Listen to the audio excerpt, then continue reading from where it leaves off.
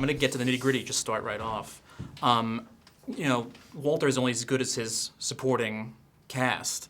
And you guys, a little further into the series, or beginning of the series, we get to see your kind of dark-seated past. Do you think, though, that your characters would be different if you never met Walter? No, see, I think character comes very early in life, but it's true that your experiences shape them.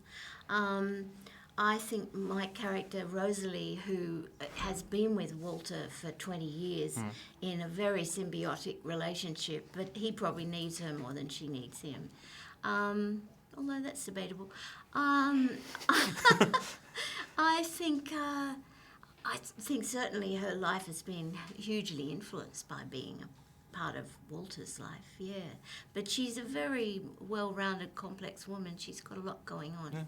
I think Walter Blunt is Harry's raison d'être, definitely. He'd be in his grave. He'd have no liver, I think. If there wasn't a Walter there to look after, yeah. You discover quite late on in the series that there's a flashback that goes back to the Falklands War, where you kind of find out why the two of them are so inextricably linked, which is quite interesting, which I'm not going to give away. No, by all means, don't. But, very moving. Yeah. Well, that's the thing, you know, Walter is definitely kind of on a moral seesaw, but he's not a bad guy whatsoever, but he's a surrogate mother. Yeah, well, she has been his lover in the past, but yeah, he does depend on her the way a younger man, a less mature man, not that he's that mature, Walter, at times.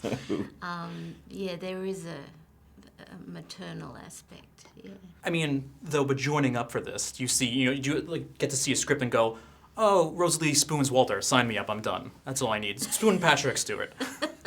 Well, I'd already said yes to Jonathan Ames when I got that script, but I would have anyway. I think it's so daring and sort of weird and off-centre that it's something I really relish. Same with you. You said that. Well, I got whipped Sir Patrick Stewart with a wet towel, so it was a given, really. You also get a little Inspector Clouseau Cato kind of throwback there with him. Well, there's a little homage in there, definitely, yeah, where our samurai swords come out and we chase each other around tables, yeah. And now, I mean, both of you, but Adrian as well, you've done a lot of television before, but we're in this revolution right now where it's just becoming the mainstay. Have you seen it change over the years? Gosh, yes. Oh, yeah, definitely. Well, in England as well. Yeah, I mean, there's just so much more television being made, and so much more interesting television being made. It's not just sort of costume dramas now. Like, I'm going on to a comedy for E4, which is very, very low budget and all shot on lots of wacky handheld camera stuff, great fun and very, very interesting, and a total contrast to something like Blunt Talk, where, you know, there's decent money behind it and time to make the sets really look amazing and filmic. But I think the quality and standard of television is just going through the roof at the moment. It's amazing. Well, we're also, like, I think the mainstream culture is now getting used to the idea of like a showrunner.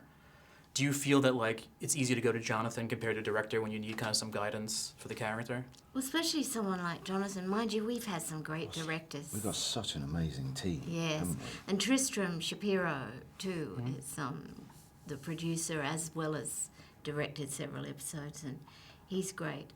I don't think I've ever known such collaboration, actually, on anything as this. Everybody seems to see eye to eye unless they hide quarrels behind us. Yeah, the chemistry fits remarkably well.